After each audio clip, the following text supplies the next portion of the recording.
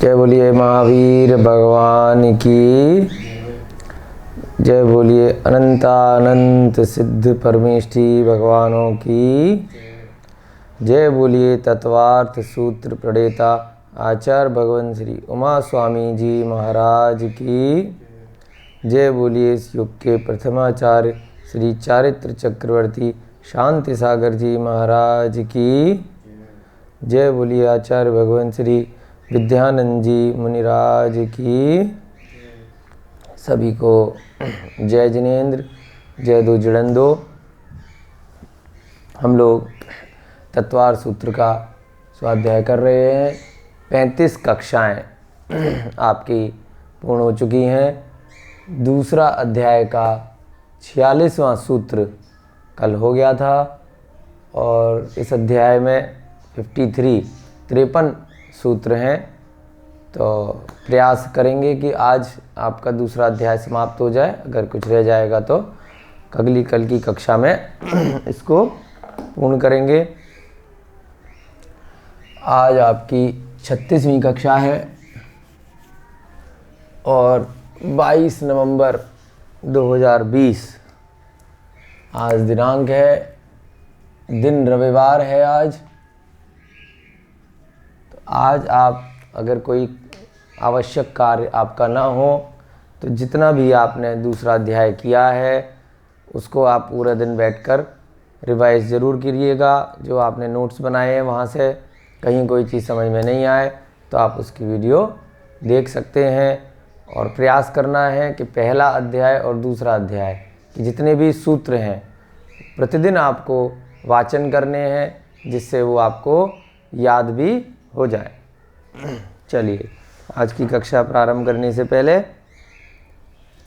प्रतिदिन की भांति हम सभी लोग मिलकर मंगलाचरण करेंगे और फिर अब तक जो हमने 46 सूत्र किए हैं उनका उच्चारण सभी लोग मिलकर करेंगे। मोक्ष मार्गस्य नेतारं भेतारं कर्म भूभृतां ज्ञातारं विश्वतत्त्वानां वन्दे तद्गुणलब्धये वन्दे तद्गुणलब्धये वन्दे तद्गुणलब्धये। जय बोलिए आचार्य भगवान श्री उमा स्वामी जी महाराज की।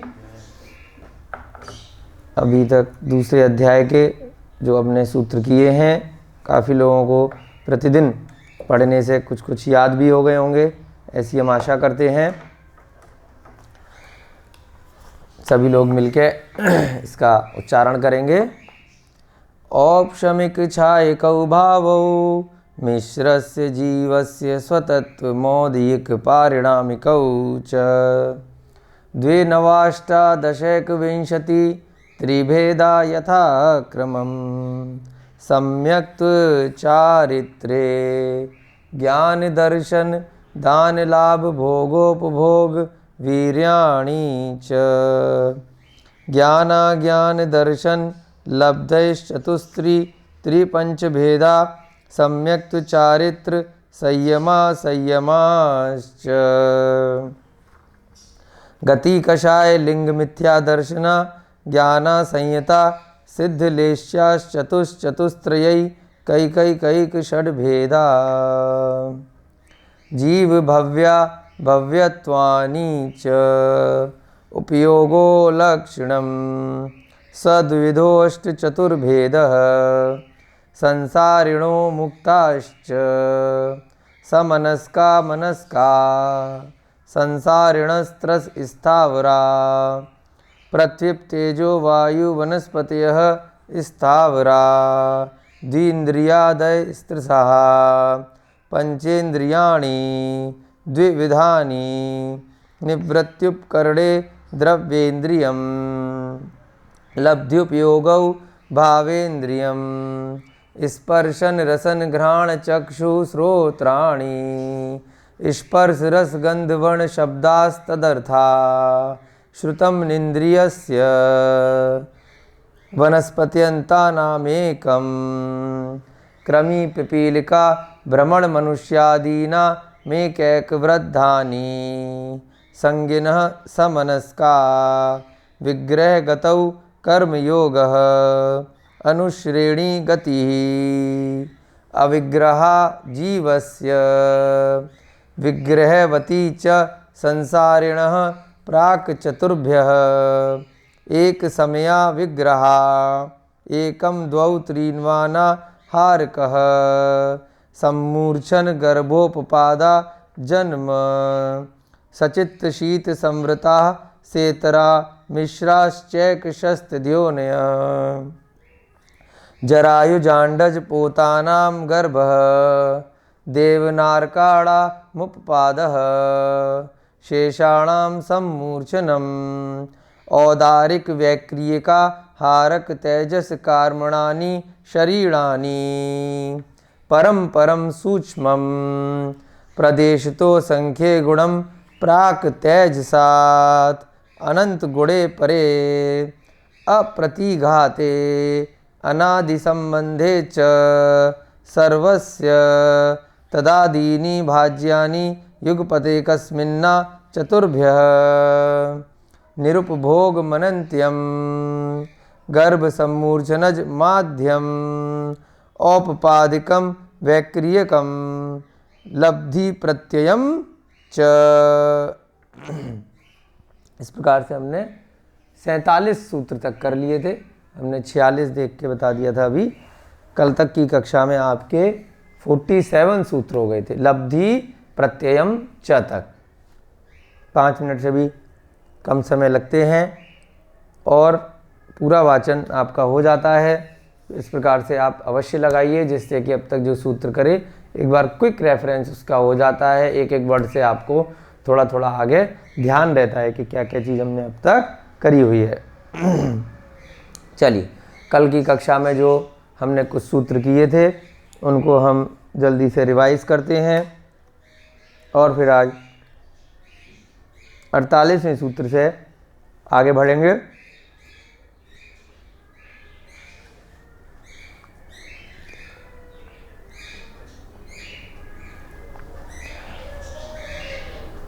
हमने कल की कक्षा में देखा था कि जो 5 प्रकार के शरीर हैं उनमें एक समय में एक जीव के अधिकतम कितने शरीर हो सकते हैं। उदाहरण हमने लिया था कि जैसे हमने पहले अध्याय में ज्ञान में देखा था कि 5 प्रकार के ज्ञान थे तो एक बार में कितने ज्ञान हो सकते हैं। ऐसे ही शरीर के साथ में है औदारिक, वैक्रियक, आहारक, तेजस और कार्मक।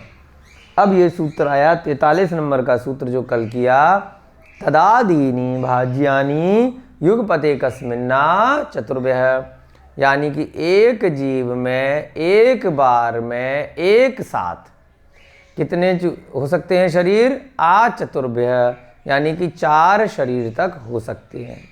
और मिनिमम कितने होंगे हमने बड़े अच्छे से समझा कि जैसे कि मति श्रुत ज्ञान में एक साथ चलते थे, खाली मति ज्ञान अकेला नहीं होता था, ऐसे ही यहाँ पर तेजस और कार्मण शरीर प्रत्येक जीव में हमेशा रहेंगे।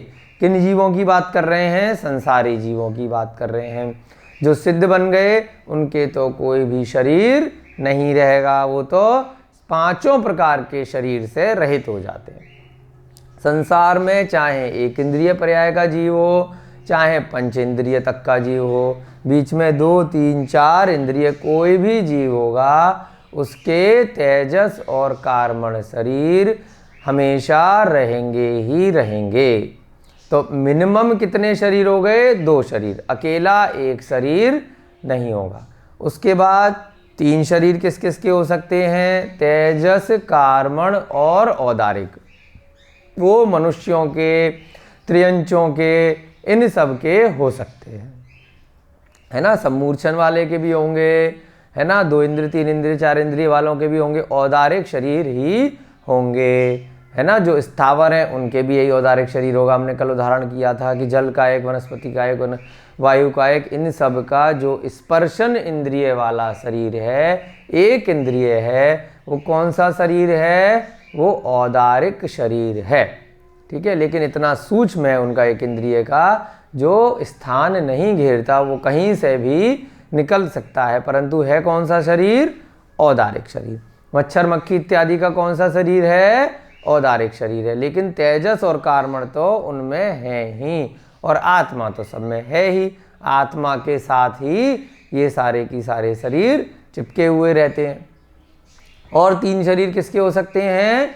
देवताओं के और नारकियों के। देवों और नारकियों के भी 3 शरीर होंगे, उनके औदारिक नहीं होगा, औदारिक की जगह चेंज होके क्या हो जाएगा? वैक्रियक। तेजस और कार्मण उनके भी रहेंगे, तेजस, कार्मण और वैक्रियक शरीर। ये 3 शरीर किसके हो सकते हैं? देवों के और नारकियों के। इसके बाद हमने उदाहरण देखा 4 शरीर किसके हो सकते हैं? ये भी हो सकते हैं मनुष्यों के। कैसे हो सकते हैं? तेजस और कार्मण है ही, और साथ में औदारिक भी है मनुष्यों का, और कभी कभी मुनि महाराज के जो आहारक शरीर निकलता है, शंका का समाधान करने गया केवली शुद्ध केवली भगवान के और वापस आ गया, तो उस समय के लिए, जितने समय के लिए वो पुतला निकला, तो कितने शरीर हो गए? औदारिक शरीर तो मुनि महाराज के है ही है, जहाँ पर वो अवस्था में ध्यान में बैठे हुए हैं, और एक शरीर और कुछ समय के लिए निकला, तो उस समय के लिए कितने शरीर हो जाएंगे? 4 शरीर इनके हो जाएंगे। ठीक है। और ऐसे ही अगर किसी को विक्रिया रिद्धि हो गई तो क्या हो जाएगा? मुनि महाराज के तेजस और कार्मण शरीर थे, औदारिक के साथ में कौन सा शरीर बन जाएगा? वैक्रियक शरीर भी बन जाएगा। या देवता ने क्या किया? पहले से उनकी वैक्रियक शरीर था, परंतु वो जब यहाँ पर मनुष्य में आकर उसने सोचा कि हम कुछ रूप बना लेते हैं, कहीं भी अंतर आदि का अगर देवगति का जीव है तो वो रूप बना सकता है ना। तो उस समय वो रूप जब बना रहा है किसी भी दूसरे जीव का, औदारिक शरीर वाले का, तब वहाँ पर भी उसके कौन से 4 शरीर हो गए? कौन कौन से? तेजस कार्मण उसके पास पहले से है, वैक्रियक भी देवों के पास पहले से है, और औदारिक शरीर रूपी उसने जब रूप बनाया, तो ये 4 शरीर हो गए।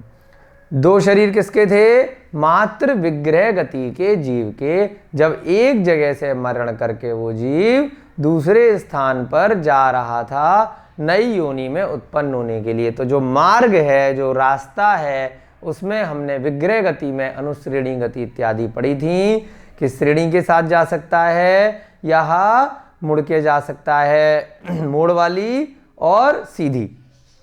तो उस समय 1, 2, 3 समय में वो जो मार्ग है उसको क्या बोलते हैं? विग्रह गति। तो उस विग्रह गति में वो पुराना शरीर है उसे छोड़ आएगा, परंतु कार्मण और तेजस शरीर उसके साथ चलेंगे। तो उस समय थोड़े से समय के लिए, जो सेकंड का भी असंख्यातवां भाग है, तो मात्र 2 शरीर जीव के होते हैं। ये हमने 43वां सूत्र कल डिटेल में पढ़ा था।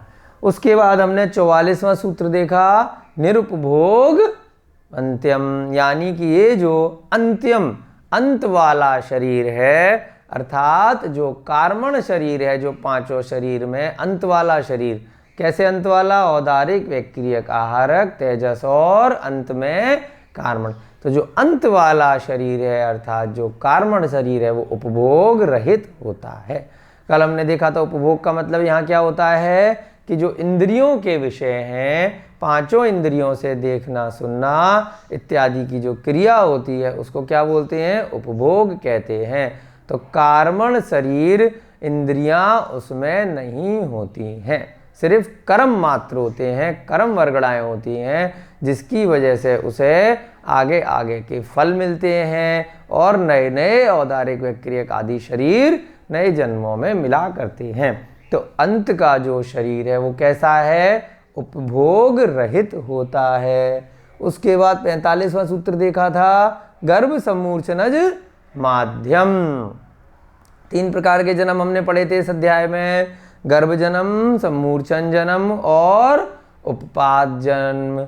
गर्भ जन्म किसके होता है? जरायुज, अंडज और पोतज वाले जीवों के। अंडा भाई अगर कोई पंचेंद्रिय इत्यादि दे रहा है तो वो सब भी किस में आएगा? गर्भ जन्म में आएगा। सम्मूर्छन किसके होता है? जो वनस्पति का एक इंद्रिय वाले सारे जीव हैं, स्थावर जीव 5 प्रकार के, और लट पिपील कृमिका, ये सारे मच्छर मक्खी जितने भी हैं 2, 3, 4 इंद्रिय और 1 इंद्रिय, इन सबके क्या है, सम्मूर्छन जन्म होता है। वहाँ हमने एक एक्सेप्शन भी देखा था कि कुछ मनुष्यों के भी सम्मूर्छन जन्म हो सकता है जो लब्धि अपर्याप्तक होते हैं, यानी जिनकी पर्याप्तियाँ पूर्ण नहीं होती, जो गर्भ से पैदा न होकर एक अचानक से मनुष्य का जन्म ले लेते हैं लेकिन लब्धि पूरी नहीं होती, तो इसलिए वो लंबे समय तक जीवित नहीं रहते, वो कुछ ही समय में उनका मरण हो जाता है। ऐसा उदाहरण आया है कि मैल इत्यादि में बहुत सूक्ष्म आकार के सम्मूर्छन मनुष्यों का जन्म हो जाया करता है, हमारे देखने में नहीं आते लेकिन शास्त्रों में उनका वर्णन है। तो ऐसे सम्मूर्छन जीव भी और गर्भ वाले जीव भी तो क्या होते हैं, उनका भी औदारिक शरीर, आद्यम माने जो आदि वाला शरीर, यानी प्रारंभ वाला जो शरीर है, प्रारंभ वाला कौन सा है उस 5 प्रकार की लिस्ट में, औदारिक। तो आद्यम यानी कि प्रारंभ वाला, आगे वाले का यहाँ पे क्या मतलब है, प्रारंभ वाला शरीर जो है या स्टार्टिंग वाला जो है, सबसे पहला वाला है, वो शरीर होता है। यानी कि पेड़ पौधों का भी कौन सा शरीर है, औदारिक शरीर है। मच्छर मक्खी का भी कौन सा शरीर है, औदारिक शरीर है। और सम्मूर्छन जो मनुष्य हैं उनका भी कौन सा शरीर है, औदारिक शरीर है। और गर्भ वालों का, गर्भ के अंदर 3 आ गए, कौन कौन से आ गए, गर्भ में जरायुज,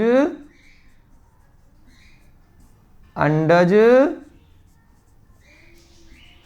और तीसरा पोत, ये तीनों हमने प्रकार देखे थे। ये तीनों के कौन से शरीर हो गए, इन सब के भी औदारिक शरीर हो गए।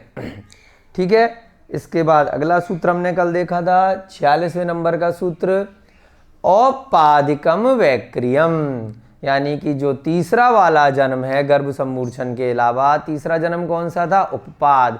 उपपाद में किन किन के थे, देवों के और नारकियों के। ये दोनों देव कैसे उत्पन्न होते हैं, उपाशय्या पर, और नारकी बिलोमर। तो ये सब उपपाद जन्म होते हैं, इनमें गर्भ जन्म नहीं होता, स्त्री पुरुष का संयोग ना होकर भी स्वतः उत्पन्न हो जाते हैं। तो इनको क्या बोलते हैं, उपपाद जन्म। उनका शरीर कौन सा होता है, वैक्रियकम, यानी कि वैक्रियक शरीर होता है। अब वैक्रियक शरीर का हमने प्रकार बताया था कि वो छोटा बड़ा कर सकते हैं, अपना नया नया रूप बना सकते हैं। उनमें जैसे हमारे नसें होती हैं, हड्डियां होती हैं, खून होता है ना, पस होता है, ये सब चीज़ें वैक्रियक शरीर में नहीं होती हैं। ठीक है, तो वो किनको मिलता है, जिनका उपपाद जन्म होता है। उपपाद जन्म किनका होता है, देवों का और नारकियों का। उसके बाद हमने 47वां सूत्र देखा था, लब्धि प्रत्ययम च माने और, लब्धि माने कोई उपलब्धि हो गई, कोई रिद्धि हो गई। लब्धि प्रत्ययम यानी कि तप आदि के द्वारा किसी प्रकार की रिद्धि से भी, प्रत्ययम माने प्राप्त किया जा सकता है। क्या क्या प्राप्त किया जा सकता है, क्योंकि पिछले सूत्र में वैक्रियकम वर्ड यूज किया था, तो जो वैक्रियक शरीर है वो किसी किसी जीव को कोई लब्धि यानी कि कोई रिद्धि होने से भी मिल सकता है। जैसे कि हमने विष्णु कुमार मुनि का उदाहरण देखा, ऐसे आगम ग्रंथों में, प्रथमानुयोग में, पुराणों में बहुत सारे ऐसे उदाहरण मिलते हैं। जब मुनि महाराज इत्यादि को कोई रिद्धि हो जाती है तो उससे उनको वैक्रियक शरीर मिल जाता है, और साथ में उनके औदारिक शरीर तो रहता ही है। ठीक है, विक्रिया से हमने रावण की भी कहानी सुनी है कि वो बहुत सारे रूप बना लेता था, है ना, उसको रिद्धि हो गई थी, बहुरूपणी विद्या उन्होंने सिद्ध की थी। ऐसे ही प्रद्युम्न जो कृष्ण जी के पुत्र हैं उनका भी उदाहरण आता है, वो विद्याधर उन्हें ले गए थे, वहाँ से जब वो वापस आए तो उन्होंने कृष्ण जी के साथ जब युद्ध किया तो बहुत सारे उन्होंने रूप बना लिए, है ना, एक विक्रिया से उन्होंने बहुत बड़ी सेना बना ली। तो ये सब विक्रिया रिद्धि होती है। वैक्रियक शरीर विक्रिया रिद्धि से भी कुछ समय के लिए बन जाता है, तो तब से ये रिद्धि से प्राप्त किया जा सकता है। चलिए आगे का सूत्र आज की कक्षा में देखेंगे। 48वां सूत्र इसी सीरीज में आगे चलेगा। 47 के बाद 48 नंबर नीचे से मिटा देते हैं।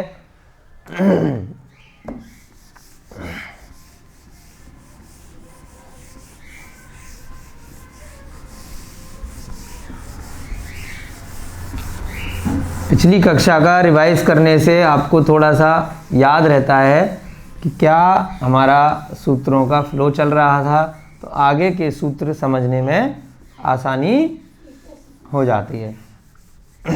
सीधे सीधे भी नया सूत्र स्टार्ट कर सकते हैं, आपका समय बचेगा, लेकिन आपको जो पिछला है उसको पक्का नहीं हो पाएगा। तो इसलिए रिवाइज हम प्रतिदिन थोड़ा सा 5-10 मिनट लगा के करते हैं, जिससे कि पिछले जो सूत्र हैं वो आपको पक्के हो जाएं।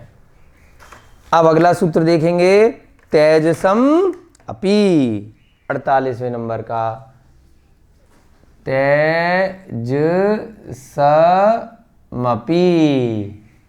ये भी छोटा सा सूत्र है। यहाँ पर क्या लिखा है 47वें में, लब्धि प्रत्ययम च। यहाँ पे एक कौन से वाले शरीर के बारे में बात कर रहे हैं, वैक्रियक शरीर के बारे में। अब वहाँ पर छोटा सा एक सूत्र कर दिया, तेजसम अपि। इसका संधि विच्छेद करेंगे हम, क्या बनेगा, तेजसम अपि। अपि माने संस्कृत में होता है भी, तो क्या हो गया, तेजसम अपि, यानी कि तेजस शरीर भी। संधि विच्छेद किया तो क्या बना, तेजसम अपि। क्या अर्थ निकला इसका, तेजस शरीर भी। तेजसम माने तेजस शरीर, अपि माने भी, बस इतना सा छोड़ दिया। अब रेफरेंस के लिए फिर से पहले सूत्र पे जाओ, इसीलिए उसको मिटाया नहीं था। पहले सूत्र में क्या था, लब्धि प्रत्ययम च।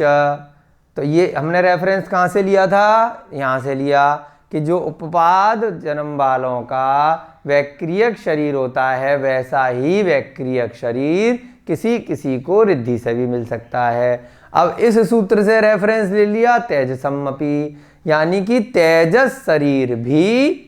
बाकी पूरा कैसे करेंगे, लब्धि प्रत्ययम च, यानी कि तेजस शरीर भी लब्धि से प्राप्त किया जा सकता है। अब ये कौन सा शरीर आ गया, जब हमने 5 प्रकार के शरीर बताए थे स्टार्टिंग में, सूत्र नंबर आपका 36 नंबर में, तब रेफरेंस के लिए लिखवाया था कि तेजस शरीर सामान्य रूप से कौन सा होता है, जो सभी जीवों के होता है, जितने भी संसारी जीव हैं, यानी कि चाहे एक इंद्रिय हो चाहे पंचेंद्रिय हो, इन सब के तेजस शरीर होता है सामान्य वाला। सामान्य वाला कौन सा था, जो भोजन पचाने में सहायक है, और जो शरीर को, बाहरी जो शरीर है उसको कांति तेज इत्यादि देता है अंदर से, है ना। किसी का शरीर बहुत सुंदर है, किसी का शरीर रूप है, किसी का शरीर त्रियंच रूप में पैदा हुआ, किसी का मनुष्य में हुआ। ये सब किसका काम है, ये शरीर, ये दो तेजस शरीर अंदर है आत्मा के पास में, वहाँ पर वो नियंत्रण रखता है तापमान इत्यादि को। तो ये शरीर भी दिखाई नहीं देता, ये सामान्य वाला तेजस शरीर है। अब यहाँ इस सूत्र में कह दिया कि तेजस शरीर भी रिद्धि से प्राप्त हो सकता है, तो ये विशेष वाला तेजस शरीर हो गया। तेजस शरीर के 2 प्रकार हो गए, है ना। कौन कौन से, एक तो सामान्य तेजस शरीर जो सभी जीवों के होता है, और एक विशेष वाला तेजस शरीर जो रिद्धि से मिलता है। जैसे आहारक शरीर में पुतला निकलता है, वैसे ही इस विशेष वाले तेजस शरीर में, नाम इसका भी तेजस शरीर है, परंतु यहाँ पर क्या निकलता है, एक पुतला निकलता है आहारक शरीर की ही भांति, और उसका अलग अलग कार्य होता है, वो अब हम आज समझेंगे। ठीक है, पहले इसका अर्थ कर लेते हैं पूरा करने के लिए। अर्थात इसका अर्थ क्या बनेगा, पिछले सूत्र से अगर रेफरेंस लेंगे तो तेजस शरीर भी लब्धि से प्राप्त किया जा सकता है। तेजस शरीर भी लब्धि प्रत्यय होता है, यानी कि रिद्धि से प्राप्त किया जा सकता है। तेजस शरीर भी लब्धि प्रत्ययम च, लब्धि से प्राप्त किया जा सकता है, लब्धि प्रत्यय होता है। ये शब्द कहाँ से लिया? पिछले सूत्र से रेफरेंस लिया। तेजस शरीर भी लब्धि प्रत्यय होता है, अर्थात इसको भी रिद्धि के द्वारा प्राप्त किया जा सकता है।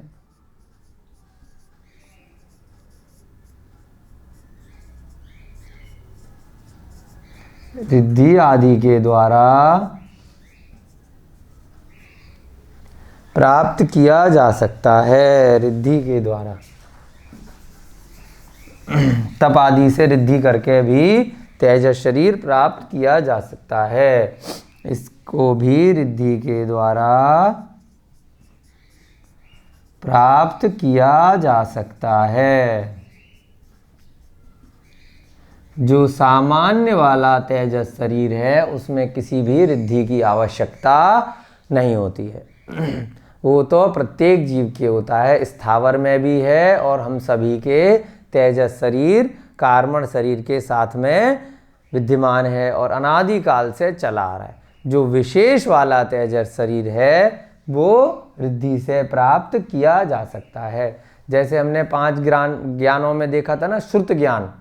श्रुत ज्ञान में भी 2 प्रकार का ज्ञान था। एक सामान्य श्रुत ज्ञान था, वो सभी जीवों में था, है ना, मति ज्ञान के साथ में। एक इंद्रिय वालों को भी सामान्य रूप का श्रुत ज्ञान है, मति श्रुत ज्ञान हमेशा एक साथ चलते। जो विशेष वाला श्रुत ज्ञान है, जो द्वादशांग वाला या जो शास्त्रों वाला श्रुत ज्ञान है सम्यक ज्ञान के रूप में, वो केवल किसके साथ देखा था हमने? मन सहित जीवों के साथ में होता है।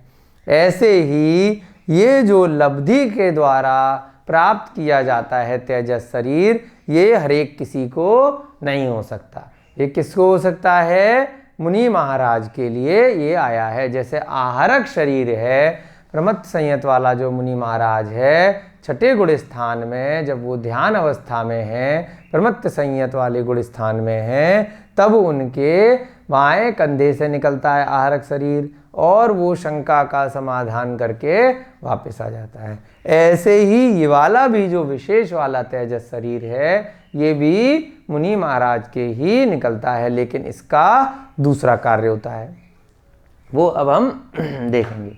ठीक है, लब्धि प्रत्यय होता है, अर्थात इसको भी रिद्धि के द्वारा प्राप्त किया जा सकता है। अब इसके भेद कर लेते हैं तेजस शरीर के, एक सामान्य वाला तेजस शरीर और एक विशेष वाला, है ना। तेजस शरीर 2 प्रकार का होता है।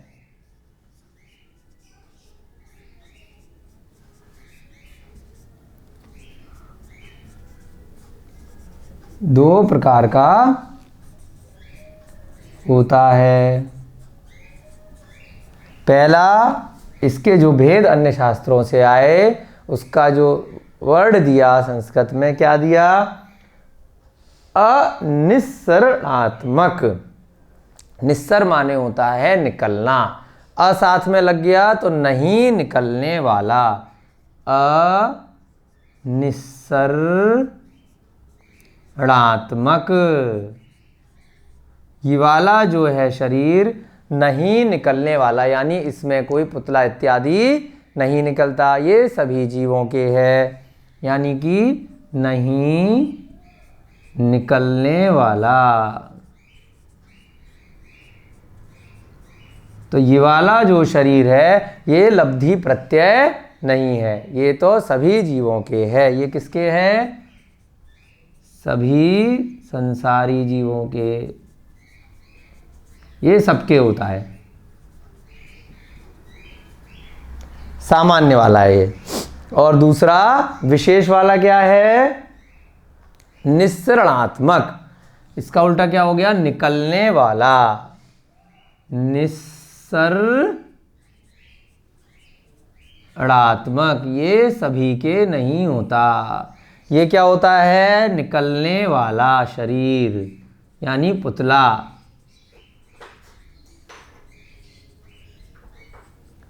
शरीर में से एक पुतला निकल जाता है। ये किसके होता है? ये होता है जिसके यहाँ पे इस सूत्र में बात कर रहे हैं, यानी कि ये लब्धि प्रत्यय होता है रिद्धि के द्वारा। ये वाला शरीर लब्धि प्रत्यय होता है, कुछ ही जीवों के होता है, सभी के नहीं होगा। जिनको रिद्धि होगी उन्हीं को ये शरीर मिलेगा। अब अनिस्सरणात्मक के बारे में तो आपने पहले लिख ही लिया था जब हमने 36वां सूत्र किया था। जो शरीर को तेज और कांति प्रदान करता है वो सामान्य वाला शरीर है और सभी जीवों के होता है। निस्सरणात्मक भी दो प्रकार का होता है, वो भी लिखते हैं। एक होता है कि शुभ निकलता है पुतला, और एक होता है जो अशुभ होता है। तो दोनों प्रकार से निकल सकता है। मुनि महाराज के ही है। जैसे आहारक शरीर, देवों के तो विक्रिया से वो कुछ भी बना सकते हैं। उनके तेजस शरीर तो सामान्य वाला तो होता ही है, सभी के देवों के भी है ना। सामान्य वाला तो देवों नारकियों सभी के है, जितने भी संसारी। ये वाला सिर्फ मुनि महाराज के है। जैसे आहारक शरीर, ये हमारे देखने में वर्तमान में नहीं आते ये सब चीज़ें, लेकिन शास्त्रों में इनका वर्णन होता है। तो ये होते हैं, है ना। अब जैसे बहुत बार आपने सुना होगा कि कहानियों में आता है, अपने जैन दर्शन में तो नहीं आता, लेकिन वैसे कथाओं में आता है कि किसी संत ऋषि को बहुत गुस्सा आया तो उन्होंने श्राप दे दिया और बाद में स्वयं भी नष्ट हो गए। तो इस प्रकार से वो सब चीज़ें कहाँ से बनाई गई कि भाई मुनि महाराज तो बन गए, लेकिन उनके कुछ कुछ है ना, अभी कषाय इत्यादि थी, प्रमत्त संयत वाले गुण स्थान में थे। तो वहाँ पर क्या हो जाता है कि दो प्रकार का पुतला अचानक से निकल सकता है। एक तो होता है शुभ वाला, यानी कि बहुत शुभ फल देगा, और एक होता है जिसको श्राप वर्ड बोल देते हैं, अशुभ वाला, यानी कि अशुभ फल देगा और स्वयं भी मुनि महाराज को भी नष्ट कर देगा। पहले सब जगह को, आसपास की को नष्ट करेगा, सब लोगों को भस्म कर देगा, और फिर मुनि महाराज को भी भस्म कर देगा। और इसमें जो शुभ वाला होता है वो किसी को भी नष्ट नहीं करेगा, आसपास के जितने भी एरिया है वहाँ पर बहुत ही शुभ फल देगा, अच्छी अच्छी चीज़ें होने लगेंगी वहाँ पर, है ना। तो वो कौन सा शरीर है? निस्सरणात्मक। अब इसके भेद देखेंगे। सबसे पहले अनिस्सरणात्मक, जो शरीर को तेज और कांति देता है, भोजन पचाने और तापमान नियंत्रण के काम आता है ना। शरीर को कौन से वाले शरीर को दे रहा है तो ये भी शरीर, इसके बाहर जो शरीर है, यानी कि औदारिक शरीर है या वैक्रियक शरीर है, उनके लिए तेज और कांति प्रदान करेगा और अंदर से तापमान इत्यादि को नियंत्रण करेगा। शरीर को तेज कांति प्रदान करता है। कहते हैं ना कि भाई इतना बढ़िया बढ़िया खा रहे हैं फिर भी शरीर में चमक नहीं है, तो चमक किससे आएगी? वो तो तेजस शरीर से आएगी। आप कितना भी बढ़िया खा लीजिए, उससे कुछ नहीं होने वाला। और बहुत सारे लोग होते हैं कि वो कुछ भी बढ़िया नहीं खाते फिर भी बहुत चमक होती है। अब आप देखिए बहुत सारे त्रियंच गति के जीव हैं, घोड़ा है, खा तो घास ही रहा है, कोई घोड़ा बहुत चमकदार होता है, सुंदर होता है, और कोई घोड़ा नहीं होता। तो ये सारा की सारा रूप कैसे बनता है? ये सब तेजस शरीर से बनता है। किसी का टेम्परेचर कभी गड़बड़ हो गया, कभी ठीक हो गया, तो ये सब तेजस शरीर की वजह से होता है। शरीर को तेज कांति प्रदान करता है और तापमान नियंत्रण रखता है। कभी आपको मान लीजिए बुखार आ गया तो अचानक से कैसे आता है? तेजस शरीर की वजह से। तेजस शरीर के भी पीछे कौन से शरीर है? कार्मण शरीर। तो कर्म ऐसे किए, उनका उदय आया, तो उस वजह से आपका तेजस शरीर गड़बड़ हुआ, तो तापमान आपका कम या ज़्यादा हो गया। और तापमान नियंत्रण रखता है ना। यह सभी जीवों के होता है। सभी जीवों से मतलब सभी संसारी जीवों के, सभी जीवों के होता है। विग्रह गति में भी होता है ये। विग्रह गति में भी हमने देखा था ना, 2 शरीर होते हैं, तेजस और कार्मण।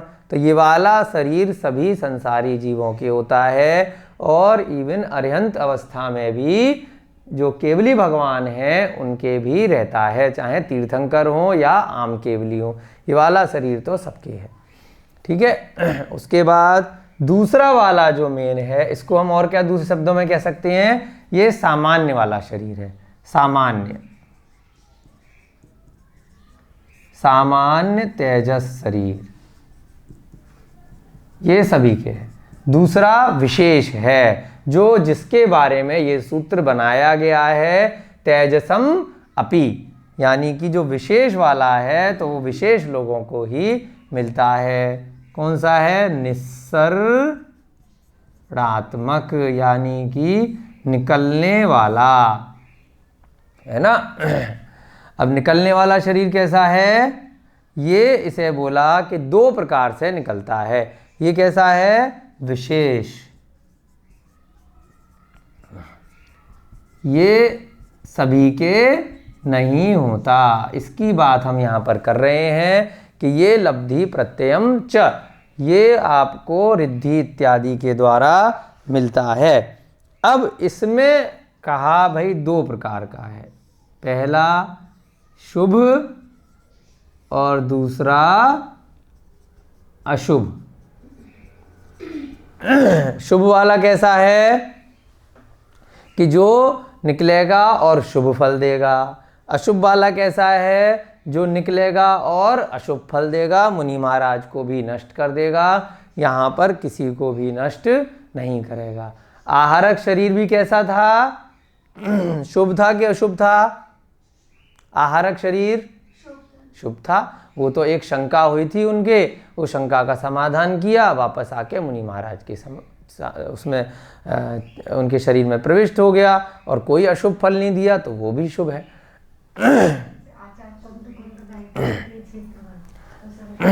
हाँ, ऐसा उदाहरण आता है कि आचार्य कुंद कुंद विदेह क्षेत्र में गए, शंका का समाधान करके आ गए, तो वो खुद नहीं गए। अगर ऐसा आता है उदाहरण, पंचम काल की बात है ना। तो ऐसा पूर्वाचार्य काफ़ी लोग बताते हैं, ऐसा पुराने लोग, कि आचार्य कुंद कुंद भी विदेह क्षेत्र तीर्थंकर से शंका का समाधान गए थे। तो खुद चल के नहीं गए होंगे, अगर गए भी होंगे, इस पे भी अलग अलग मतभेद हैं कि गए थे कि नहीं गए थे, उसमें हम नहीं जाते। अगर हम मान लेते हैं अगर गए थे, तो कैसे गए होंगे? वो वही आहारक शरीर उनका गया होगा, है ना। चलिए इसमें देखते हैं शुभ वाला कौन सा होता है।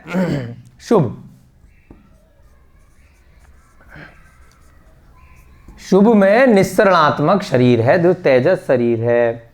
ये कैसे रंग का बताया है ग्रंथों में? सफेद रंग का। शुभ वाला शरीर सफेद रंग का पुतला होता है। कैसा होता है? सफेद रंग का। ये भी मनुष्य के आकार के ही होते हैं, जैसे पुतला निकलता है आहारक शरीर में भी। और ये कहाँ से निकलता है? सफेद रंग का पुतला। ये आपको याद रखना है। यहाँ पर कौन से कंधे से निकल रहा है? मुनि महाराज के। जैसे हम खड़े हैं तो हमारा ये वाला हाथ कौन सा है? दाहिना, है ना, सीधा। तो सीधे हाथ से निकलता है। सीधे हाथ से निकलता है वो कौन सा है? शुभ वाला, मुनि महाराज। और अशुभ वाला कहाँ से निकलता है? बाएं वाले से निकलता है, ठीक है। और आहारक में आपने पढ़ा था, जब आपने 36वां सूत्र किया था, तो वो कहाँ से निकलता है? आहारक वाला। आहारक वाला कहाँ से निकलता है? मस्तक से। आपको लिखवाया था ना 36वां सूत्र जब हमने किया था। आहारक कहाँ से निकलता है? मस्तक से निकलता है, मनुष्याकार होता है। 1 हाथ का बराबर होता है वो, और वो भी कैसा है, सफेद रंग का है। ठीक है, 36वें सूत्र में आपने देखा था, आहारक शरीर मस्तक से निकलेगा, तेजस शरीर अगर शुभ वाला है तो दाहिने हाथ से निकलेगा, और अशुभ वाला है तो बाएं हाथ से निकलेगा। ठीक है, तो इसीलिए आपको यहाँ पर भी दोबारा से आहारक शरीर के बारे में रेफरेंस लिखवा देंगे। वैसे अगले सूत्र में जो 49वां सूत्र आएगा वहाँ पर आचार्य महाराज ने आहारक शरीर को भी अच्छे से क्लियर कर दिया। एक एक सूत्र बहुत सिस्टमेटिक आचार्य महाराज ने सोच विचार करके बनाए हैं कि कोई चीज़ छूट नहीं जाए। सफ़ेद रंग का पुतला मुनि महाराज के, शुभ वाला कहाँ से निकला था, दाएं कंधे से, राइट।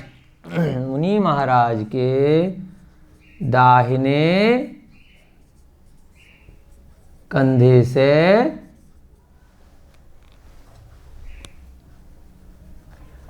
कंधा माने ये जो आपकी भुजा होती है, कंधे से निकलता है।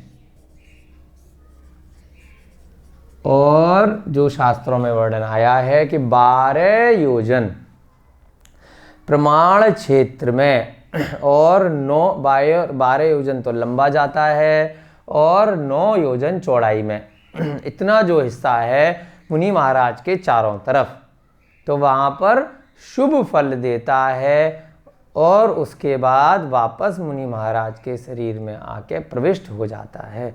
कुछ भी उससे नुकसान किसी का नहीं होता, सब चीज़ें अच्छी अच्छी होती। अब शुभ फल का क्या मतलब है, हो सकता है वहाँ पर अकाल इत्यादि आ रखा हो, है ना, तो वहाँ पर वर्षा हो जाएगी, अच्छे अच्छे फूल पौधे निकल आएंगे, प्रकृति एकदम रूपवान हो जाएगी, सभी जो जीव होंगे आसपास के वो प्रसन्न हो जाएंगे कुछ समय के लिए, है ना। जैसे तीर्थंकरों का जन्म आता है तो आपने उदाहरण में पढ़ा होगा कि कुछ समय के लिए सभी जीवों के शांत परिणाम हो जाते हैं, है ना।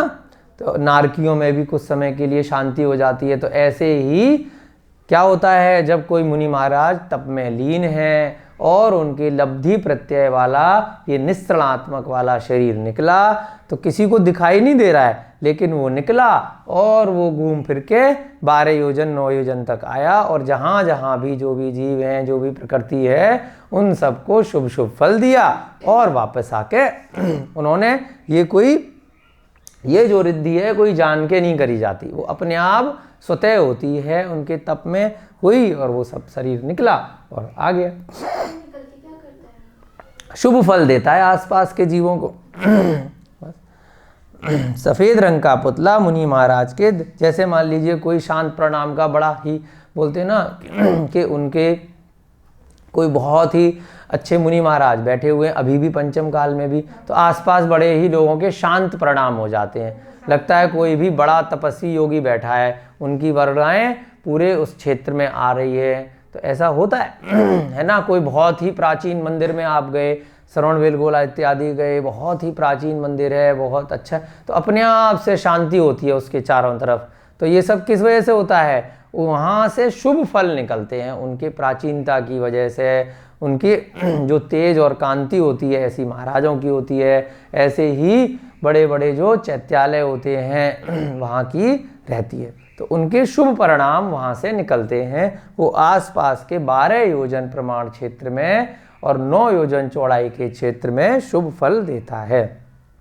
मुनि महाराज के दाहिने कंधे से निकलता है। आगे लिखेंगे हम 12 योजन लंबे और 9 योजन चौड़े प्रमाण क्षेत्र में शुभ फल देता है। मुनि महाराज को या किसी भी अन्य जीव को बिना कोई हानि पहुंचाए वापस उनके शरीर में जहाँ से निकला था वहीं पर पुनः प्रविष्ट हो जाता है। ठीक है, 12 योजन लंबे और 9 योजन चौड़े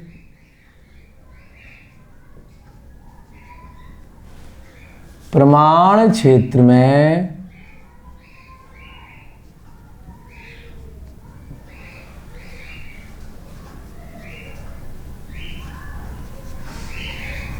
शुभ फल देकर किसी को भी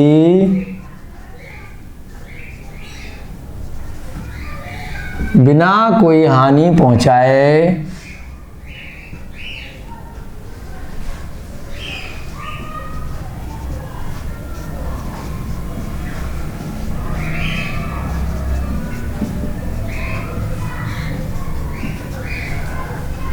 वापस आकर मुनि महाराज के शरीर में प्रविष्ट हो जाता है।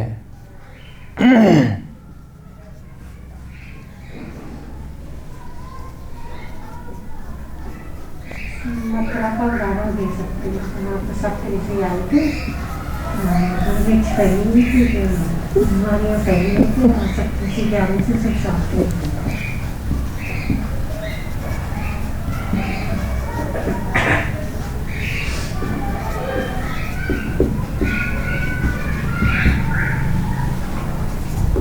जैसे अभी इन्होंने उदाहरण दिया कि मथुरा में सप्तऋषि आए थे, ऐसा वर्तमान युग में उदाहरण में आता है पद्म पुराण में कि वहाँ पर सप्तऋषि के जाने से जो महामारी फैली हुई थी वो दूर हो गई, लेकिन वहाँ कोई पुतला नहीं निकला था। उनके शरीर की वर्गाएँ ही ऐसी थीं कि उनके पहुँचते ही कोई रोग इत्यादि जिस एरिया में वो गए वो सब चीज़ें दूर हो गई। यहाँ पर क्या है कि पुतला निकलता है शरीर से। और दूसरा वाला कौन सा है? अगला वाला अशुभ।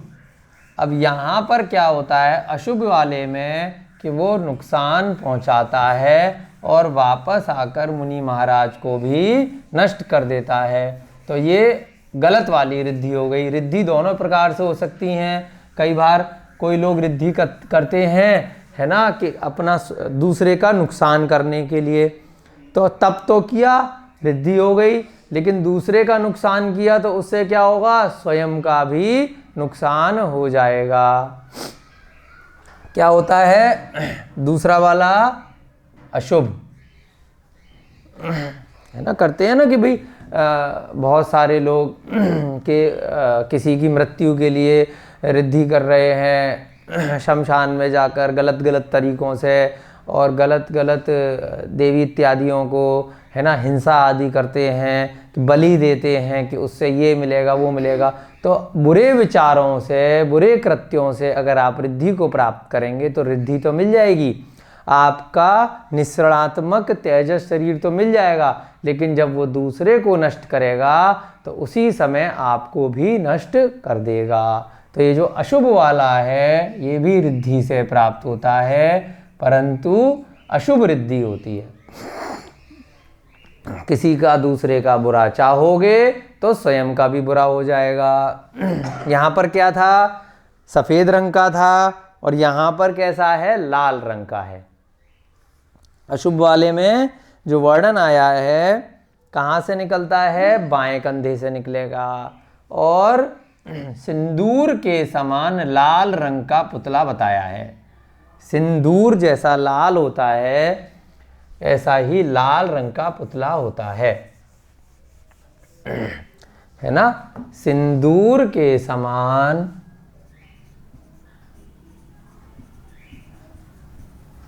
लाल रंग का पुतला होता है। लाल रंग का पुतला ये भी मुनि महाराज के निकलेगा। ये कहाँ से निकलेगा? बाएं कंधे से। मुनि महाराज के यहाँ कौन सा था? सफ़ेद रंग का था, और यहाँ पर लाल रंग का पुतला मुनि महाराज के बाएं कंधे से निकलता है। और ये क्या करता है? ये कषाय के साथ उनको रिद्धि है, तो इसलिए इसमें क्या करेगा? 12 योजन प्रमाण क्षेत्र में सब कुछ भस्म कर देगा, है ना। 12 योजन प्रमाण क्षेत्र में सब कुछ भस्म कर देगा। इन्होंने दीपायन मुनि का उदाहरण दिया। दीपायन मुनि ने द्वारका में क्या किया था? कोई पुतला नहीं निकला था उनके, वो वहाँ से मृत्यु को प्राप्त करके अग्नि कुमार जाति के देवगति में उत्पन्न हो गए थे। और देवगति से आकर के उन्होंने फिर पूरे की पूरी द्वारका को जला दिया था, है ना, क्रोध में आकर के, देवगति में, क्योंकि अग्नि कुमार भी क्या हैं आपके भवनवासी के प्रकार हैं, है ना। तो वहां से उन्होंने किया था, उनके कंधा नहीं निकला था। तो ऐसे ही उसी प्रकार से ही अगर कंधा भी निकलता है तो वो 12 योजन प्रमाण क्षेत्र में सब कुछ भस्म कर देता है। सिंदूर के समान लाल रंग का पुतला मुनि महाराज के बाएं कंधे से निकलता है और 12 योजन प्रमाण क्षेत्र में 12 योजन प्रमाण क्षेत्र में सब कुछ भस्म कर देता है और वापस आकर, अब वो शांति से प्रविष्ट नहीं होता। यहां तो वो शांति से मुनि महाराज के शरीर में प्रविष्ट हो गया था, यहां पर जब वो घूम के पुतला सब कुछ भस्म करके आएगा तो वापस मुनि महाराज को भी भस्म कर देता है। वापस आकर मान लीजिए आपने किसी को मारने के लिए कोई बंदूक छेड़ी या फिर आपने बम का विस्फोट किया, मिसाइल फेंक दी, है ना, कि सभी लोग नष्ट हो जाएं, तो आप भी तो वहीं रह रहे हैं। अगर आपने सोचा कि मैं ये पूरे शहर को आग लगा दूं, मैं सारी बिल्डिंग को मार दूं, सब मर जाएंगे, तो स्वयं भी मरोगे। तो ऐसा ही कर्मों का प्रकार है, दूसरे को मारोगे तो स्वयं भी नष्ट तो पहले ही हो जाओगे और वापस आकर मुनि महाराज को भी नष्ट कर देता है ना, या भस्म कर देता है, उनको भी मार देता है। वही पुतला उनका स्वयं का, कहते हैं ना, जो दूसरों को मारने के लिए गड्ढे खोदते हैं वो स्वयं भी उसमें गिर जाते हैं, मुनि महाराज को भी नष्ट कर देता है ना। ये उनको उल्टी वाली रिद्धि हो जाती है, रिद्धि तो वही है लेकिन मोक्ष मार्ग की रिद्धि न होकर उनका सारा तप व्यर्थ में चला जाता है ना। जैसे आपने कमठ का उदाहरण देखा होगा कि उसने तप इत्यादि किया, देवगति में तो चला गया लेकिन विंतर आदि देव बन गया, है ना। बाद में जाके उसको जब पार्श्वनाथ भगवान के जीव को मोक्ष हुआ तब उसको ज्ञान प्राप्त हो गया, लेकिन उससे पहले सब वो उल्टे उल्टे काम करता रहा। तो तप करने से आपको रिद्धि तो प्राप्त हो सकती है, देवगति में गमन तो हो सकता है, लेकिन जरूरी नहीं है कि आप सम्यक दर्शी देव बने, आप वैमानिक देव बने, आप अन्य प्रकार के देव बन सकते हैं। तो समझ में आ गया। अब यहीं पर आप वहाँ से आहारक शरीर का भी रेफरेंस ले सकते हैं कि आहारक शरीर में क्या था, मस्तक से निकलता है और वो क्या होता है, वो मात्र शंका समाधान करने के लिए जाता है और वापस वो भी पुनः शरीर में प्रविष्ट हो जाता है। वो भी सफ़ेद रंग का होता है ना, जो आहारक शरीर है। वो 36वें सूत्र में आपको लिखवाया गया था। तो 3 प्रकार के निकलने वाले शरीर हो सकते हैं।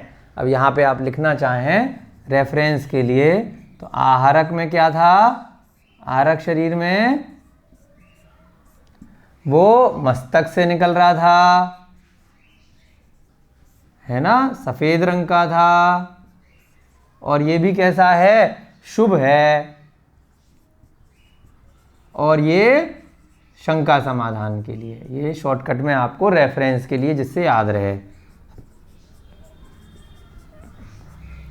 ये भी हानि नहीं पहुंचाता।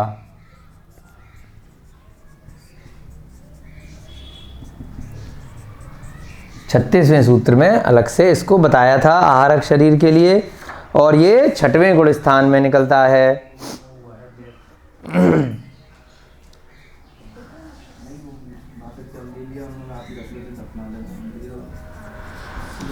ये भी कौन से, 6वें गुण स्थान में जब मुनि महाराज होते हैं, प्रमत्त संयत नाम का।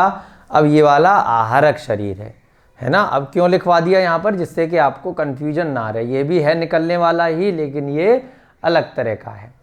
अब अगला सूत्र करेंगे, उसमें आचार्य महाराज ने आहारक शरीर के बारे में और अच्छे से बताया है। ठीक है, इसी के साथ में उन्होंने आहारक शरीर को ले लिया कि आहारक शरीर कैसा होता है, क्या करता है। ठीक है, कहाँ से मिटाएं, यहीं से मिटा देते हैं। कौन सा नंबर के सूत्र हो गए आपके, 48 हो गया। 49वां सूत्र है आज की कक्षा में आपका आहारक शरीर के बारे में, इसीलिए पहले उसका वर्णन ना करके आपको आहारक शरीर का वर्णन आचार्य महाराज ने आगे के सूत्र में किया। इस तेजस शरीर में जो लब्धि प्रत्यय होता है, ऐसे ही आहारक शरीर बताया। ठीक है, अब इसके बाद क्यों लिया इस सूत्र को, क्योंकि आहारक शरीर भी क्या है, वो भी लब्धि से ही प्राप्त होता है, हर एक किसी के नहीं होगा, वो भी रिद्धि से ही निकलता है। उनकी ऐसी रिद्धि हो गई तप आदि के द्वारा कि उन्हें भी आहारक शरीर प्राप्त हो गया। ये भी कैसा है, लब्धि प्रत्यय ही है, उसी के रेफरेंस में चल रहा है। कौन सा सूत्र, 49वें नंबर का। शुभम विशुद्ध मव्याघाती चाहारकम प्रमत्त संयत सैव। 49वां नंबर का सूत्र है शुभम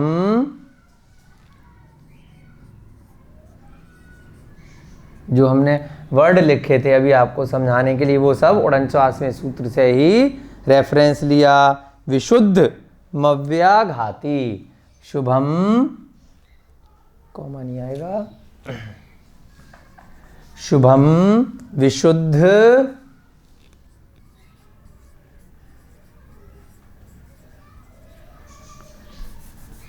उसके बाद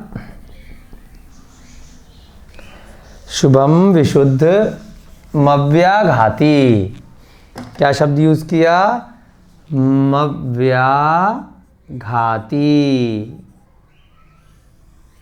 फिर क्या लिखा, चाहारकम प्रमत्त संयत स्वैव। चाहारकम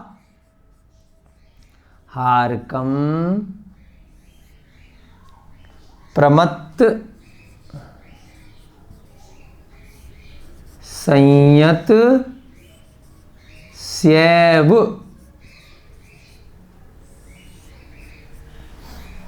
ये आपका 49वां सूत्र है, सब लोग मिलके एक बार पढ़ेंगे।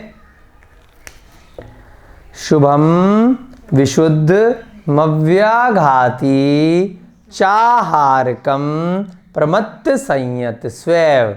संधि विच्छेद करेंगे। शुभम माने अभी हमने लिखा था शुभ है, विशुद्ध माने एकदम ये भी शुद्ध है, यानी कि शुभ फल देता है। और यहाँ से लिया माँ तक, तो क्या बन गया, विशुद्धम। उसके बाद क्या रह गया, माँ हलंत के साथ यहाँ चला गया, तो क्या रह गया, अव्याघाती, यानी किसी को आघात नहीं पहुँचाता। जैसे यहाँ पर अशुभ वाला आघात पहुँचा रहा था, और ये वाला जो था शुभ वाला, इसीलिए नहीं मिटाया आपको कि शुभ वाला भी कैसा है, अव्याघात, ये भी किसी को आघात नहीं पहुंचाता। दूसरा इसका क्या मतलब है कि बाधा से रहित है, कि ये किसी से ना बाधा देता है ना बाधित होता है। जहाँ इस शरीर को निकलना है वहाँ से निकल जाता है ना। अव्याघाती माने दो तरीके से कह सकते हैं हम कि ये किसी को बाधा नहीं पहुंचाता और आघात भी नहीं देता है ना।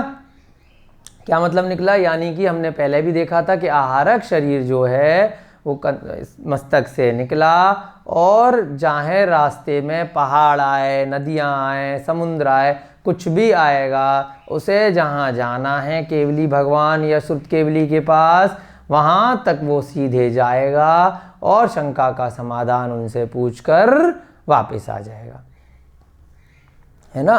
क्योंकि उनका ध्यान अभी इतना उत्कृष्ट नहीं है, अभी उन मुनि महाराज को स्वयं में केवल ज्ञान नहीं हुआ है ना। तो वो अब वहाँ जा भी नहीं सकते, इतनी दूर तक, तो क्या जाएगा, उनका शरीर पूरा ना जाकर मात्र पुतला चला जाता है, पुतला मस्तक से निकलता है। केवल ज्ञान अगर उन्हें हो जाएगा तो सारी चीज़ों का ज्ञान पहले ही हो गया, है ना। उससे पहले के गुण स्थान में है ये 6वें गुण स्थान में।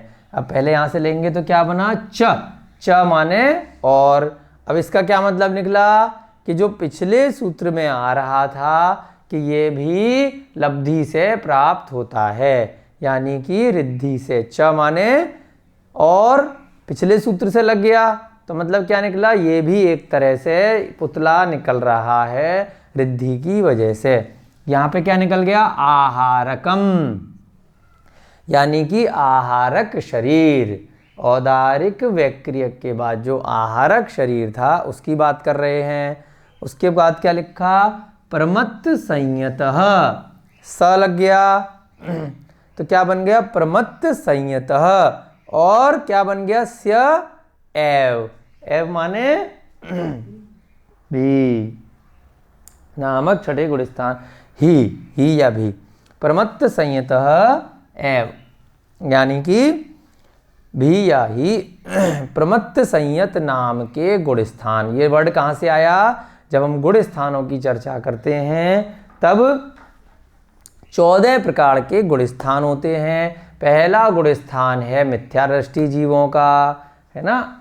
आपको गुण स्थानों के नाम एक बार बता देते हैं, और अगली किसी कक्षा में हमने जैसे पहले आपको बताया था तत्वार सूत्र के बीच में या बाद में आपको सारे की सारे गुण स्थान अलग से कराएंगे। पहला गुण स्थान है आपका जो मिथ्या दर्शन होता है, मिथ्या दृष्टि जीवों का। दूसरे गुण स्थान का नाम होता है सासादन।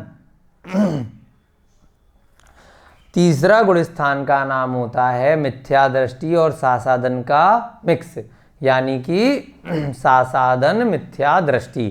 चौथे से आपका मेन शुरू होता है अविरत सम्यक, यानी कि बिना व्रत लिए हुए सम्यक दृष्टि, यानी कि आपको देवशास्त्र सम्यक दर्शन हमने पढ़ा था ना पहले अध्याय में, देवशास्त्र गुरु पर श्रद्धान हो जाना, परंतु अभी कोई व्रत नहीं लेना, कोई नियम इत्यादि नहीं लेना, श्रावक नहीं बनना, मात्र जानना कि हाँ ये अरिहंत भगवान हैं और इन्होंने ऐसे ऐसे चीज़ें बताई हैं, ये मोक्ष मार्ग है, सम्यक दर्शन हो जाना, श्रद्धान हो जाना, परंतु व्रत नहीं लेना। फिर जो 5वें गुण स्थान से नियम संयम शुरू हो जाते हैं, जिसको श्रावक हम बोलते हैं। हम आम तौर पे जितने भी लोग हैं सबको बोल देते हैं हम श्रावक हैं, श्रावक हैं, तो श्रावक सभी नहीं हैं। श्रावक कहाँ से शुरू होंगे, 5वें गुण स्थान से, जिन्होंने प्रतिमा इत्यादि के व्रत ग्रहण कर लिए। उनको क्या बोलते हैं, संयता संयत, यानी कि व्रत ले लिए, अभी मुनि महाराज नहीं बने, एक देश व्रत ले लिए, संयता संयत। उसके बाद ये आता है छठा वाला प्रमत्त संयत, यानी कि अभी आपने अब श्रावक व्रत से ऊपर जाकर 11 प्रतिमाओं से ऊपर बढ़कर आप कहाँ पहुँच गए, आप मुनि महाराज बन गए, है ना। दिगंबर संप्रदाय में इनको बोलते हैं दिगंबर मुनि बन गए, श्वेतांबर संप्रदाय में बोलते हैं श्वेतांबर मुनि बन गए। उसमें हमें ज़्यादा भेदभाव नहीं करना। अभी फ़िलहाल हम देखेंगे कि जिन्होंने महाव्रत ले लिए, है ना, जिसके यहाँ भी जैसे महाव्रत हैं उस हिसाब से आप मान लीजिए, जो महाव्रतधारी हैं, यानी कि जो अणुव्रत नहीं है लेकिन अभी उनके प्रमाद रह गया।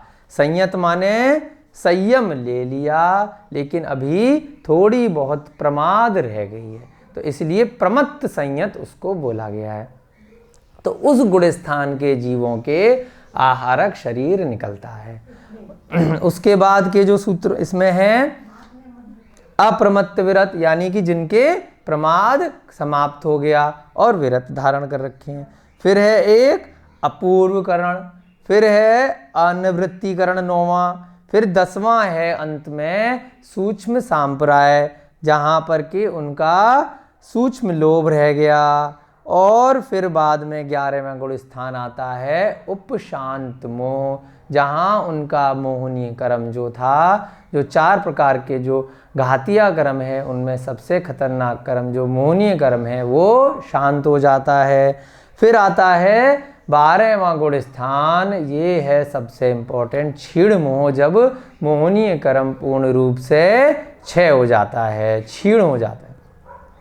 उसी समय क्या होगा, जब मोहनीय कर्म खत्म हो गया तो घातीय कर्म चारों समाप्त हो जाएंगे और 13वें गुण स्थान में जीव प्रविष्ट हो जाएगा, यानी कि अरिहंत बन जाएगा। उसको क्या बोलते हैं, सयोग केवली। यानी कि अभी 4 अघातीय कर्म बचे हुए हैं, परंतु शरीर की वजह से 4 कर्म जो अघातीय वाले बचे हैं और बाकी के मोहनीय कर्म समाप्त होने से 4 घातीय कर्म खत्म हो गए, तो उसको बोला सयोग केवली। और 14वें गुण स्थान का जीव होता है जो अयोग केवली होता है, वो सीधे की सीधे सिद्ध बन जाता है, सर्वोत्कृष्ट अवस्था होती है। ये एक रेफरेंस के लिए, क्योंकि यहाँ पर वर्ड आया था प्रमत्त संयत, तो इसलिए आपको बताना जरूरी था कि छठे, यहाँ पर इन्होंने छठा गुणस्थान वर्ड यूज नहीं किया वो हमने 36वें सूत्र में लिख दिया था और यहाँ पर भी लिख दिया, लेकिन कहाँ से आया वो छठा गुणस्थान,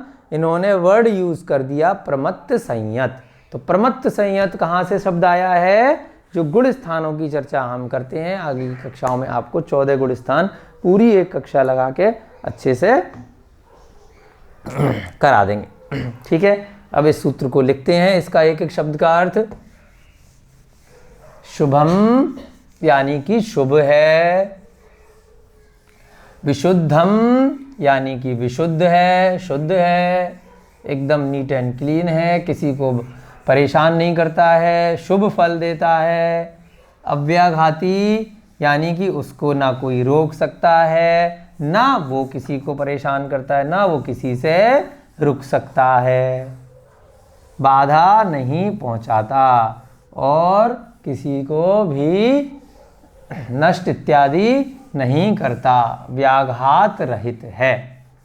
उसके बाद च आहारक यानी कि और आहारक शरीर, यानी कि पिछले सूत्र से आ रहा था कि ये भी लब्धि से प्राप्त होता है, ये भी रिद्धि से होता है। हर एक किसी मुनि महाराज को, जो छठे गुण स्थान में मुनि महाराज हैं, सभी को हो जाएगा ऐसा नहीं है।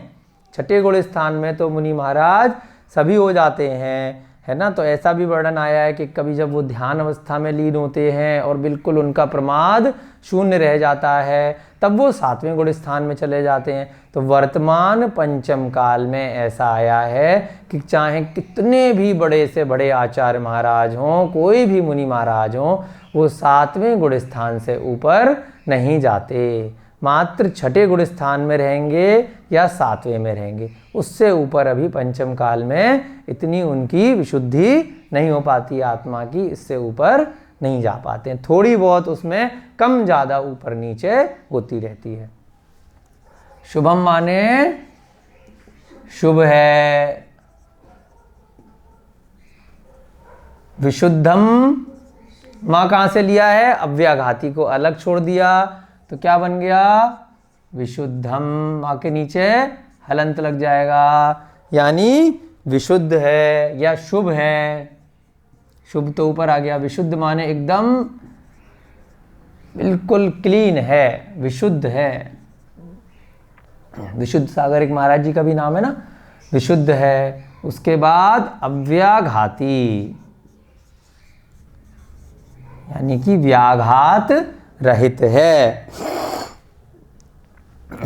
बाधा रहित है, व्याघात रहित यानी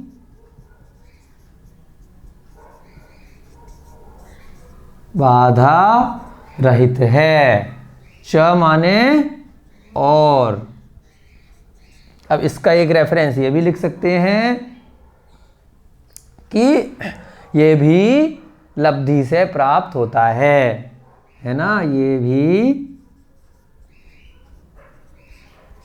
रिद्धि से, क्योंकि पिछले सूत्र से रेफरेंस चल रहा है, प्राप्त होता है। प्रत्येक मुनि महाराज के ऐसा आहारक शरीर निकल जाए ऐसा कोई जरूरी नहीं है। आहारकम यानी कि आहारक शरीर, जो तीसरा वाला शरीर था, औदारिक व्यक्रियक के बाद में आहारक शरीर, उसकी बात यहाँ पर कर रहे हैं। उसके बाद क्या है? प्रमत्त संयत स्वैव, यानी कि प्रमत्त संयत नाम के 6वें गुण स्थान के मुनि महाराज के होता है।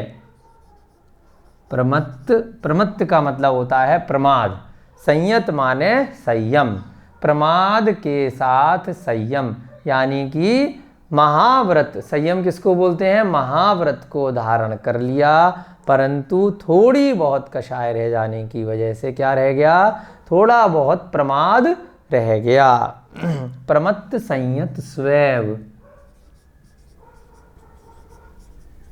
प्रमाद के साथ संयम। प्रमत्त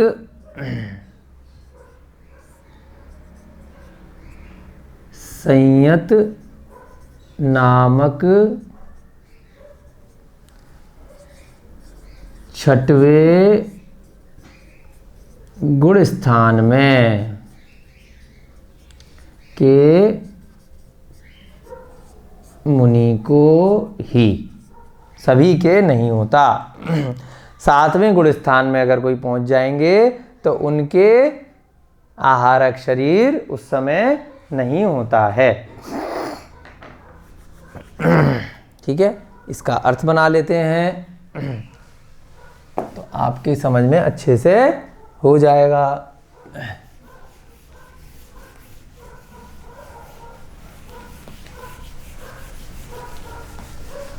शुभ है, विशुद्ध है, बाधा रहित है, और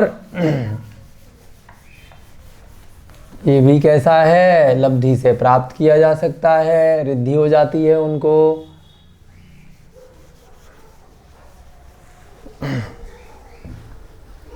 और 6वें गुण स्थान के मुनि महाराज को ही होता है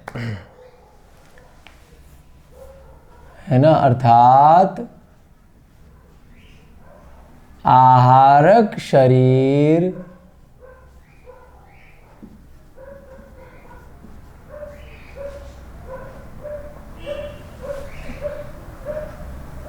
भी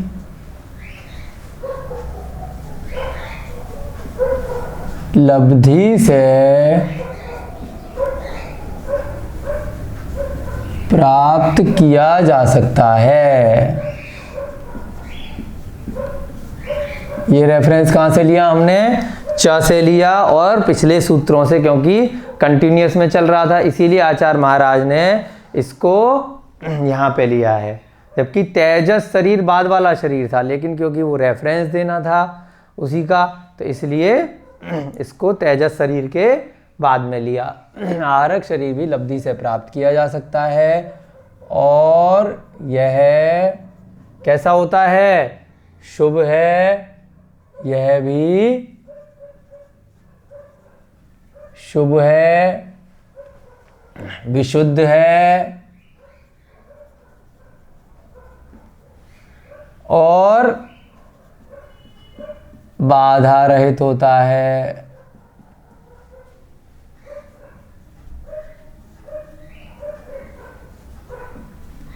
और किनके हो सकता है? जो प्रमत्त संयत नाम के 6वें गुण स्थान के मुनि हैं उनको ही होता है। और यह प्रमत्त संयत नाम के 6वें गुण स्थान के मुनि महाराज के ही होता है। अब यहाँ पर वापस हम लिख सकते हैं कि ये कैसा होता है, जिससे आपको दोबारा से याद आ जाएगा।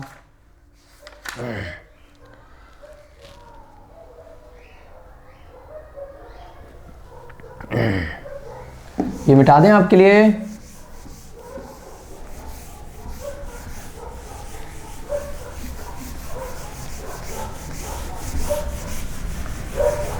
जो हमने 36वें सूत्र में पढ़ा था, रेफरेंस के लिए आप फिर से लिख लीजिए जिससे अच्छे से याद रहेगा। ये कैसा होता है? आहारक शरीर एक हाथ का, कितना बड़ा होता है? एक हाथ का सफेद रंग का पुतला होता है और कहाँ से निकलता है? मस्तक से निकलता है।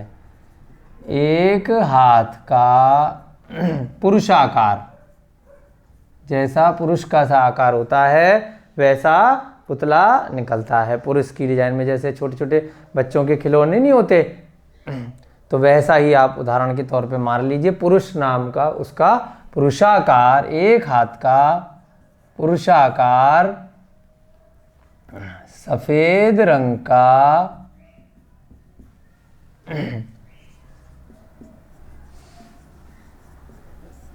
पुतला होता है जो मुनि महाराज के मस्तक से निकलता है। निस्त्रणात्मक तेजस शरीर कहाँ से निकल रहा था? दाएं या बाएं कंधे से। ये कहाँ से निकलता है? मुनि महाराज के मस्तक से निकलता है। जो चीज़ बता रहे हैं वो लिखवा इसलिए देते हैं कि जिससे आप अपने नोट्स में अच्छे से उसको बाद के लिए बना सकें, है ना? मस्तक से निकलता है और केवली या श्रुत केवली के पास जाकर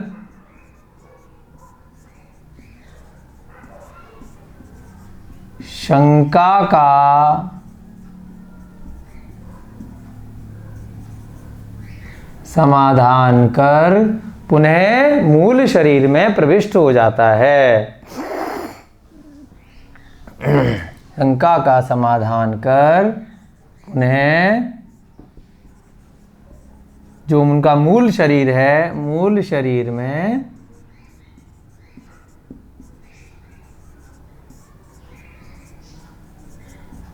प्रविष्ट हो जाता है।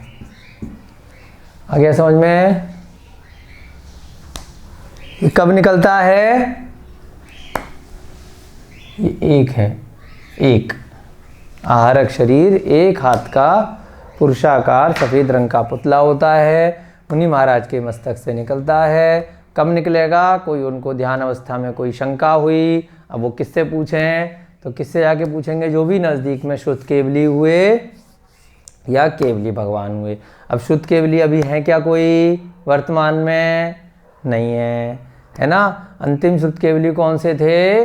आचार्य भद्रबाहु थे, जो चंद्रगुप्त मौर्य के गुरु थे। उसके बाद अभी वर्तमान में कोई भी ना तो शुद्ध केवली हैं ना ही केवली भगवान हैं। तो इसलिए अभी वर्तमान में हमारे भरत क्षेत्र में, यहाँ पर आर्यखंड में ऐसा संभावना नज़र नहीं आती है कि किसी मुनि महाराज के कोई आहारक शरीर निकलेगा, लेकिन ऐसा चतुर्थ काल इत्यादि में होता है। चलिए, आज की कक्षा में इतना ही। कल कोशिश करके आपका ये जो दूसरा अध्याय है, आपके छोटे छोटे से 50, 51, 52 3 सूत्र बहुत छोटे हैं, फिर 53 सूत्र तक कल आपके समाप्त हो जाएंगे। दूसरा अध्याय बहुत अच्छे से आपका चल रहा है, आप बहुत अच्छे से स्वाध्याय कर रहे हैं। चलिए, जय बोलिए महावीर भगवान की जय, बोलिए अनंतानंत सिद्ध परमेष्ठी भगवान की, आचार्य भगवान श्री उमा स्वामी जी महाराज की जय, बोलिए चारित्र चक्रवर्ती श्री शांति सागर जी महाराज की जय, बोलिए मुनिवर श्री विद्यानंद जी आचार्य भगवान श्री विद्यानंद जी मुनिराज की। सभी को जय जिनेन्द्र, जय दो जड़ेंदो।